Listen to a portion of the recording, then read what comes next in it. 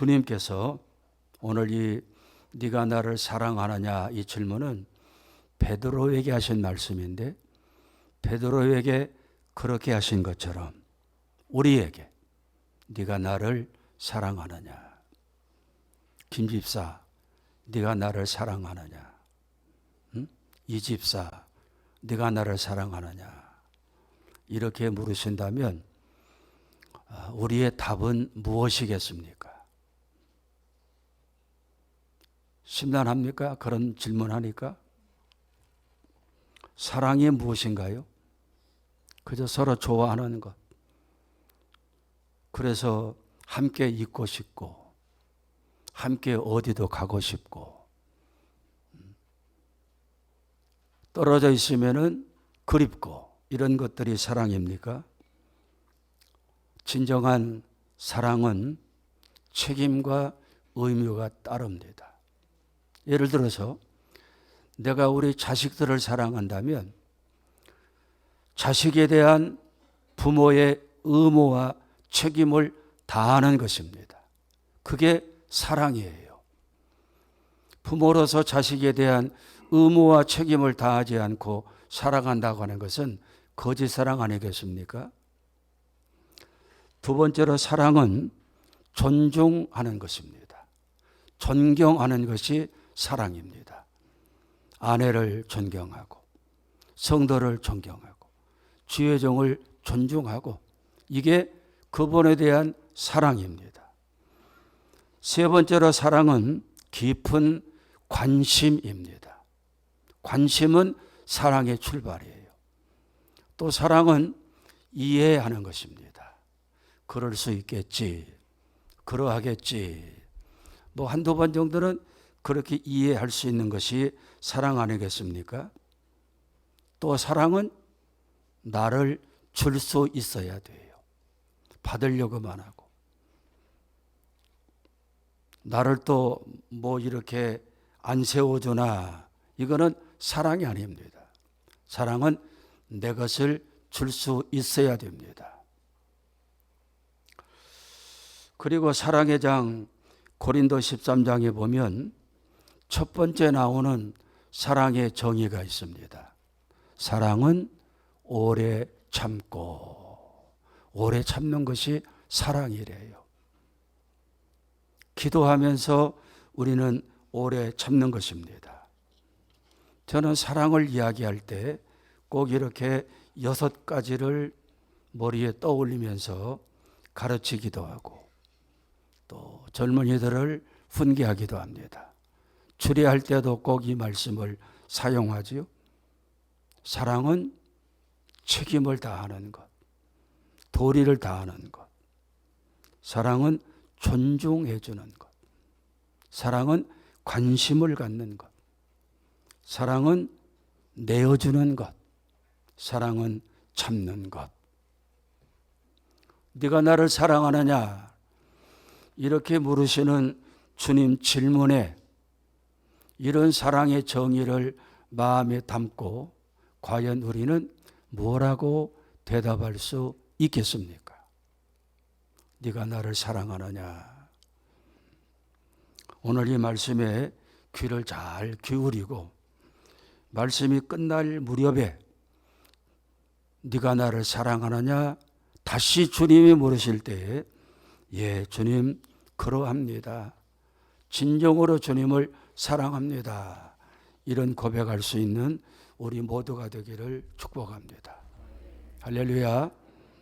오늘 21장 요한복음이죠. 이 말씀은 요한복음에만 나오는 내용입니다. 부활하신 주님이 제자들을 찾아가십니다. 여러 가지로 추적해 보면 세 번째 나타나는 사건입니다. 무대는 예루살렘이 아니라 갈릴리 호수입니다. 왜냐하면 제자들이 예루살렘을 떠나 갈릴리로 갔기 때문에 주님이 거기에 찾아가신 것입니다. 7명의 제자들 같아요. 갈릴리는 그들의 고향입니다. 거기서 태어났고 자랐고 그리고 물고기 잡으며 살고 있었는데 3년 반 전에 예수님이 오셔서 부르셔가지고 예수님 따라가셨고 그동안에 훈련받고 예수님의 제자가 된 것입니다. 그런데 예수님이 십자가에서 죽으시고 떠나고 나니까 이들은 다시 과거로 옛날로 돌아간 것입니다. 물론 부활하신 예수님을 만나기도 했지만 믿음의 확신이 서지 않는 것입니다. 부활하신 예수님이 떠나가지 않고 계속 함께 했더라면 몰라도 잠깐 나타나시고 가셨기 때문에 믿음의 확신이 서지 않는 것입니다. 그래서 예전처럼 예루살렘에 모여서 기도도 하고 앞으로 어떻게 우리가 전도할까 이런 생각도 할 겨를이 없는 것입니다. 어떻게 할까 생각하다가 쉬운 생각으로 갈릴리로 가지 하고 떠나버린 것입니다. 그런데 여러분, 여기에 중요하게 우리가 초점을 둘 사건이 나옵니다. 그것은 바로 베드로의 충동질입니다. 한번 따라합시다. 베드로의 충동질. 베드로의 충동질이에요. 핸드폰은 집에 가서 보세요. 핸드폰은 좀 닫아두세요. 예. 예배의 핵심은 설교입니다. 그 핸드폰이 뭐가 그렇게 중요해요? 그렇지요? 집중하세요, 말씀에. 저는 이 말씀을 준비하려고 며칠 끙끙거리고 준비합니다. 베드로가 충동질해요. 베드로는 우리가 잘 알고 있는 대로 제자들의 그래도 머리입니다. 이게 주님도 그렇게 인정하고 베드로를 옛날 촌 이름 시몬이라는 이름 대신에 베드로라는 이름으로 붙여주었어요. 그런데 베드로가 충동질합니다. 3절 말씀 한번 볼까요? 떴습니까? 자, 시작. 시몬 베드로가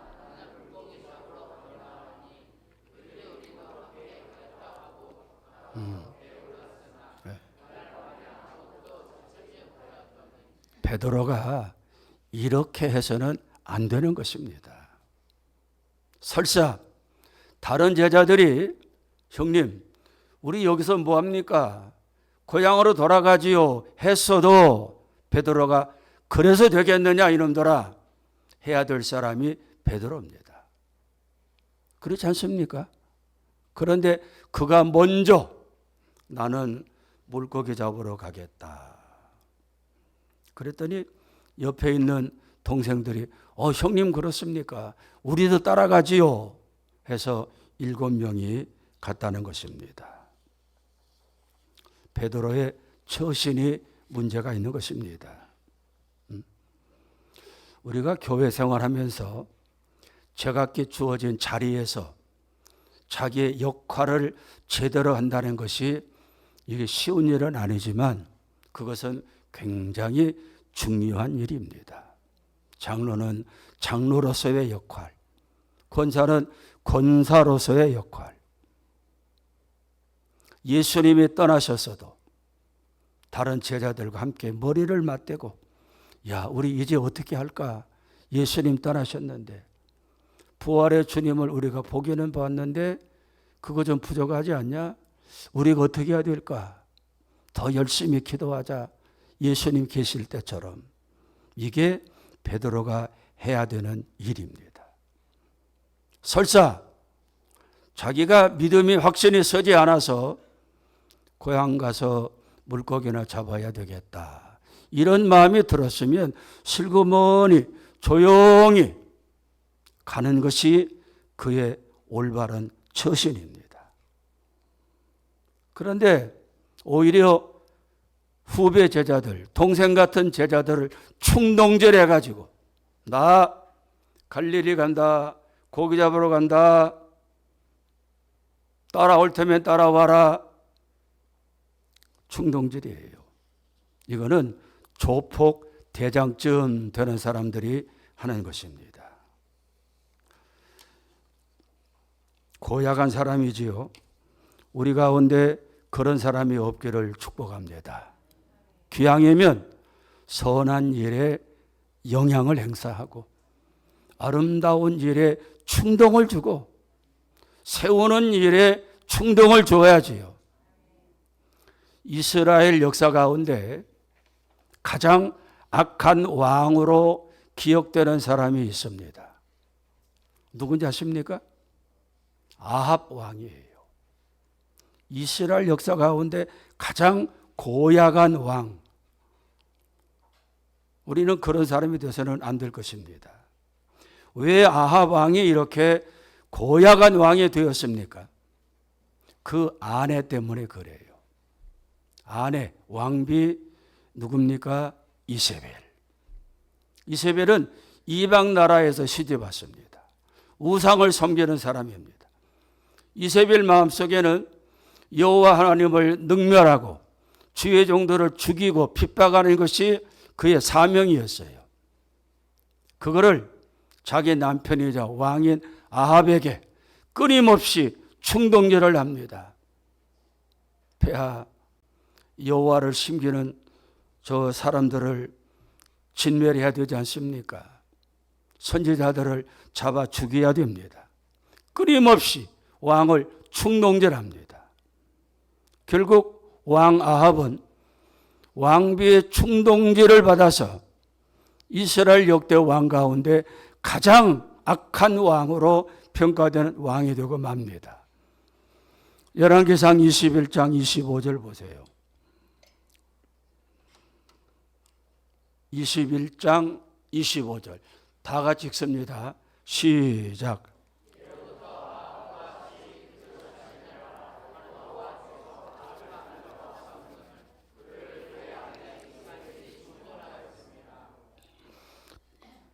그 자신을 팔았다.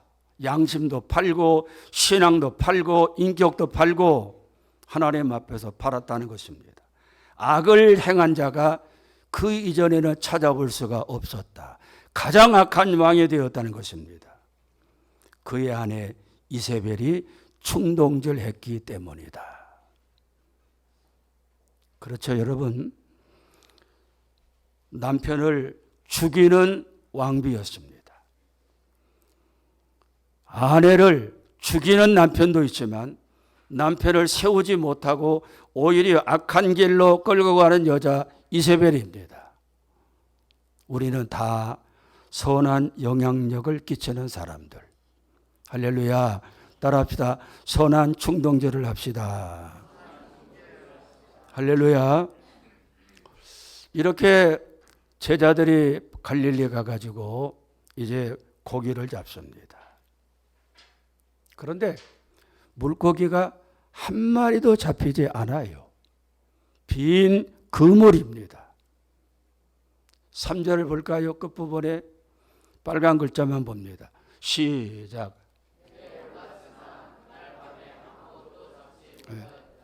밤새도록 그물질이 됐지만 고기 잡은 것이 없습니다. 어쩌면 이것이 당연한 것 아니겠습니까? 여러분은 어떻게 생각합니까? 예루살렘을 떠났는데, 사명을 버렸는데, 기도 자리를 떠나서 세상으로 나갔는데 잘 되면 오히려 그것이 더 이상한 것 아닙니까? 그날 밤 이 7명의 제자들이 그물을 끌어올릴 때마다 빈 그물이에요. 한 3년 정도 그물을 안 했지만은 감각은 다 남아 있습니다. 형님, 저쪽 가서 그물 한번 던져보지요. 없어요. 아우야, 저쪽 가서 한번 던져보자. 빈 그물입니다. 그들은 빈 그물을 끌어올릴 때마다 어렴풋이 알고 있습니다. 그래, 고기 없는 것이 오라. 거기가 있을 리가 없지. 주님을 떠났는데, 사명의 자리를 떠났는데, 내 도리를 못했는데 거기 없는 것이 당연하지. 거기가 있을 줄 알고 금을 던졌던 내가 잘못됐지. 그들은 깨닫고 있었습니다. 사랑하는 여러분, 여러분의 그물은 어떻습니까? 뭐가 올라옵니까? 잡힙니까? 왜 내 마음에 기쁨이 없고 감격도 없고 왜 내가 늘 외롭고 쓸쓸합니까? 내 심령이 빈 그물인가? 왜 우리 가슴이 아파요? 빈 그물이기 때문에 그렇습니다. 이 빈 그물의 원인은 어디서 왔고 무엇 때문인가? 우리가 한번 돌이켜볼 필요가 있지 않습니까? 심리학에 보면 빈둥지 증후군이라는 말이 있습니다. empty syndrome이라고 그러죠. 빈둥지 증후군. 대개 결혼하고 한 20년 차 정도 되는 가정주부들에게 나타나는 현상입니다. 아이들도 컸어요. 중3 고등학교쯤 되면 아이들이 다 밖으로 나놉니다. 그들의 세계가 있기 때문에 밖에 나돌아요. 이쯤 되면 남편도 어느 정도 사회적인 지위도 있고 가정보다는 일터의 사업에 더 관심이 많습니다. 집에 홀로 있는 가정주부, 그 마음이 허전해요. 내가 이거 뭔가. 이렇게 열심히 살았는데 새끼들도 밖으로 나들고 남편도 예전처럼 살갑지 않고 거기서 느껴지는 허전함, 거기서 느껴지는 빈 가슴, 삶에 대한 회의를 품고 내가 잘못 살지는 않았나? 텅 빈 둥지를 지키고 있는 것 같은 허전함을 느끼면서 정신적인 위기에 빠지는 증상, 이게 빈둥지 증후군입니다. 혹시 여러분 가운데 그런 분들이 있는지 모르겠어요. 이거를 극복하기 위해 나타나는 현상이 두 가지입니다. 잘 들어보세요. 하나는 부정적인 방법으로 흘러갑니다. 세상으로. 옛날 믿지 않는 친구들 찾아다니고 술집으로, 골프장으로, 오락하는 자리로, 댄스하는 자리로. 우리 동네 조금 가면은 지하에 댄스장이 있습니다. 난 처음에 저게 뭐 하는 집인지를 몰랐어요. 간판도 없고. 그런데 오후 3시쯤 되면은 40대 가정주부들이 화장을 곱게 하고 가방 하나씩 들고 들어갑니다. 나중에 알고 보니까 댄스장이야, 댄스장. 빈둥지 증후군에 걸린 여자들이 거기 들어가서 이름도 얼굴도 모르는 남자들하고 돌고 돕니다. 그 다음에는 어떻게 될지 모르겠어요. 가만히 입구에서 씌어보면 하루에 한 3시에서 5시 사이에 한 10명 여자들이 거기 드나들어요. 남자들도 드나듭니다. 완전히 옷이 제비 옷이에요. 참 그거 보면서 안 됐다. 왜 빈둥지 증후군을 저렇게 풀까? 저들의 결과가 뭘까? 그러나 이 증상을 긍정적으로 풀어가는 사람들은 어떤 마음일까요? 나는 왜 이리 허전할까? 자식들도, 남편도. 근데 이 증상이 여자에게만 있는 것이 아닙니다. 남자들에게도 이 증상이 있어요. 나는 왜 이렇게 외롭지? 그러면서 뭘 생각합니까? 어렸을 때 다녔던 교회가 떠오르고 언젠가 부흥회 때 성령 충만해서 은혜 받았을 때 그 감격이 떠오르고 본질을 찾는 시간들입니다. 내가 왔던 곳으로, 내가 돌아갈 나라로,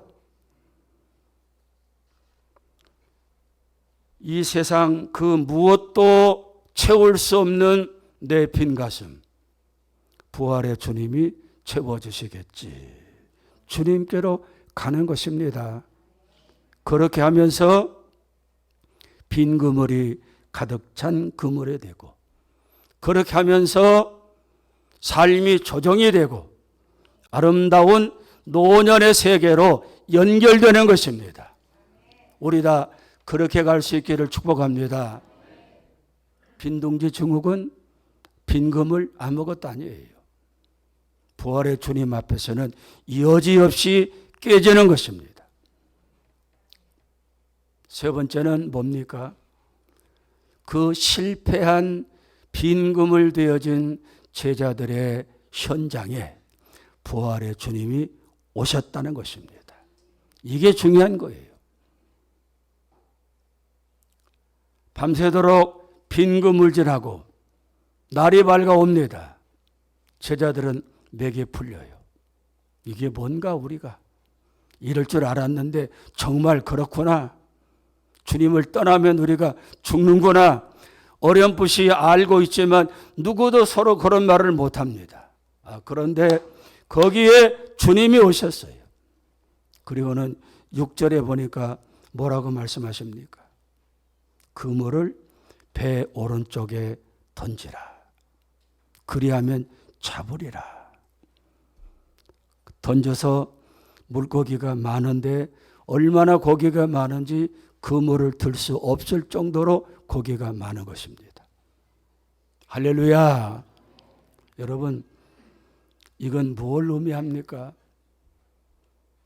주님이 갑작스럽게 오른쪽에다가 고기를 몰아 넣었을까요? 저는 그렇게 보지 않습니다. 여기서 신앙생활의 중요한 원리를 우리가 또 발견하게 됩니다. 주님은 말씀하시고 우리는 순종하는 것입니다.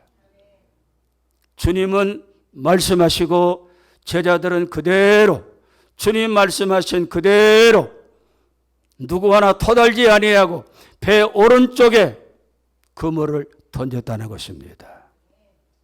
뭐 순종이니 복종이니 맹종이니 이런 얘기하지만 신앙생활의 원칙은 바로 여기에 있는 것입니다.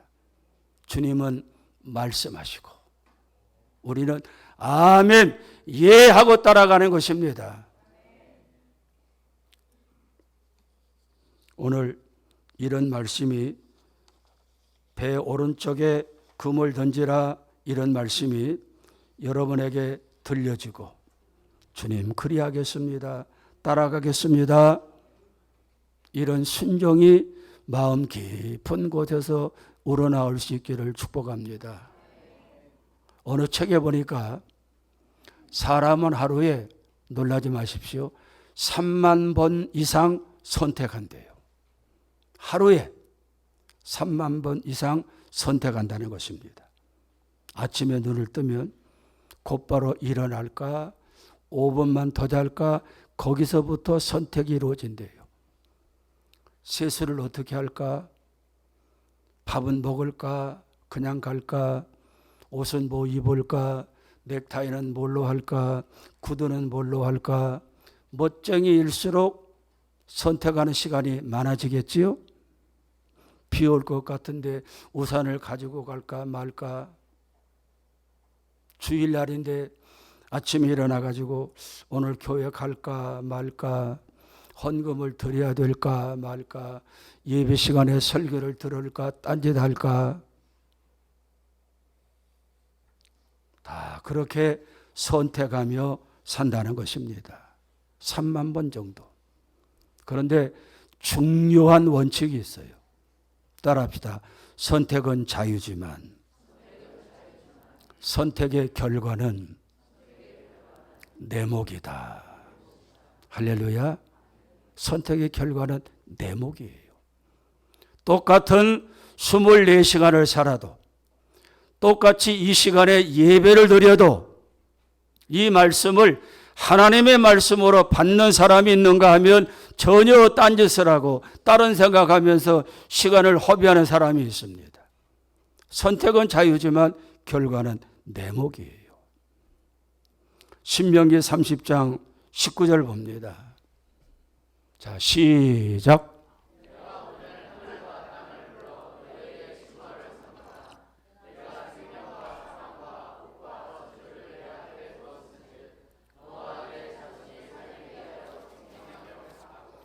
생명과 사망과 복과 저주를 네 앞에 두었다. 너는 무엇을 선택할 것인가? 너와 네 자손이 살기 위하여 생명을 택하라. 할렐루야. 모세가 이스라엘 백성들에게 하는 마지막 설교입니다. 20절 봅니다. 시작.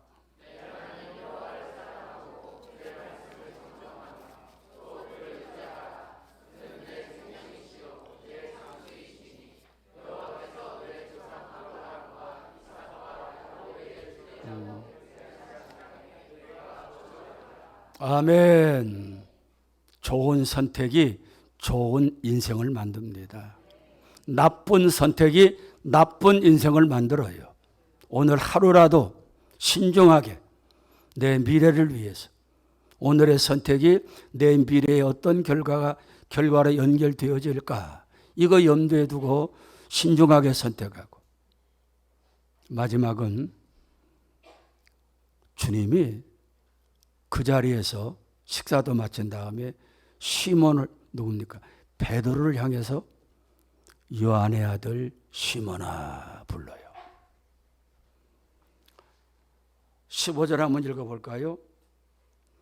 식사를 마친 다음에 예수님의 시선이 다른 제자가 아니라 베드로에게 맞춰지면서 베드로에게 묻습니다. 15절 시작.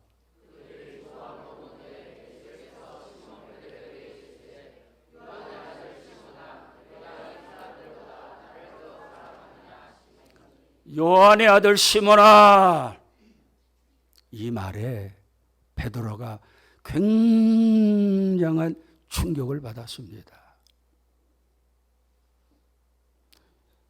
요한의 아들 시몬아 하는 소리에 베드로가 꼬꾸라졌을지도 몰라요. 이게 무슨 소리인가? 내가 그렇게까지 추락되었는가? 원래 그의 이름이 시몬이었습니다. 요한의 아들이었고요. 그런데 예수님이 그를 불러가지고 시몬아, 이제부터는 너의 이름을 베드로라 하여라. 베드로는 반석이다. 내가 네 이름 위에 내 교회를 세울 것이니 음부의 권세가 틈타지 못할 것이니라. 엄청난 축복을 주면서 베드로라고 주님이 이름을 고쳐주었는데 세상에 뜬금없이 요한의 아들 시몬아 부르는데 베드로가 기절 초풍했을 겁니다. 마치 이런 거예요. 김미경 권사님 부르다가 김미경 하는 것과 똑같습니다. 서순석 목사야 하는 이름이 서순석 부르는 것하고 똑같아요. 그런데 이런 질문을 3번 합니다. 네가 나를 사랑하느냐? 요한의 아들 시몬아, 네가 나를 사랑하느냐? 요한의 아들 시몬아, 네가 나를 사랑하느냐? 3번씩 묻습니다. 베드로의 고백이 뭡니까? 마지막 질문이지요. 베드로가 근심이 되는 겁니다. 주님의 나를 버리시는 것은 아닌가? 내게 베드로라고 하는 소중한 이름을 지어주었는데 그 이름은 온데간데 없고 내가 갈릴리 바다에서 어부 생활할 때 불리웠던 그 이름 요한의 아들 시몬이라고 다시 나를 부르시고 3번씩이나 사랑을 확인하고 있으니 주님의 나를 버리시는 것은 아닌가? 걱정이 되고 염려가 되고 근심이 됩니다. 그래서 성경도 뭐라고 말해요? 베드로가 근심하여 이르되 주님 모든 것을 아시지 않습니까? 내가 주님을 사랑하는 줄 주님께서 아시지 않습니까? 여러분이 혹시 요한의 아들 시몬 되지 않기를 축복합니다. 예? 요한의 아들 시몬 되지 않기를 축복합니다. 다시 한번 축복합니다. 왜 예수님이 3번씩 요한의 아들 시몬아 네가 나를 사랑하느냐고 확인했을까요? 베드로가 예수님이 잡혀가셔서 대제사장 뜰에서 고난받고 채찍받을 때 그 자리에서 3번씩 연달아 너 예수님과 관련이 있는 사람인데 너 예수님과 한패인데 3번 부를 때마다 나는 예수 몰라. 나는 저 예수가 누군지 몰라. 내가 저주하며 얘기하는데 나는 예수와 상관이 없어. 3번씩 부인했습니다. 베드로가 3번째 주님이 물으실 때 그 생각을 했을 겁니다. 주님, 철저하게 나를 회개시키고 계시는구나. 회개는 철저할수록 좋은 겁니다. 회개는 철저하게 할수록 좋은 거예요. 주님은 철저하게 베드로를 회개시킵니다. 왜 그랬을까요? 쓰시려고 베드로를 사용하시려고 초대교회 지도자로 베드로를 다듬으시려고 그에게 양을 맡기고 양을 치게 하려고 철저하게 베드로를 다듬어야 되겠기에 철저한 회개를 하도록 3번씩 묻고 계십니다. 우리도 주님 앞에 쓰임받기를 원합니까? 회복되기를 원합니까? 다른 거 필요 없어요. 회개입니다. 그것도 철저한 회개. 베드로는 그 일을 통해서 새롭게 변화되고 초대교회 지도자가 되어서 결국 어떻게 죽습니까?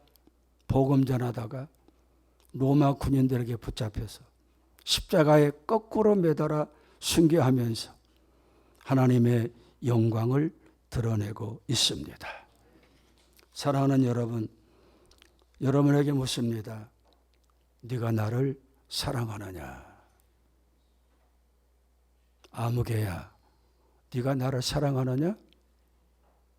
여러분의 대답은 뭡니까? 주님, 정말 생각해 보니 잘못돼도 한참 잘못됐습니다. 오늘 깨우치게 하시니 감사합니다. 내가 이제야 다시 한번 깨닫습니다. 진정으로 주님 사랑합니다. 이런 고백이 저의 고백이 되고 여러분의 고백되기를 주의 이름으로 축복합니다. 할렐루야. 기도합니다.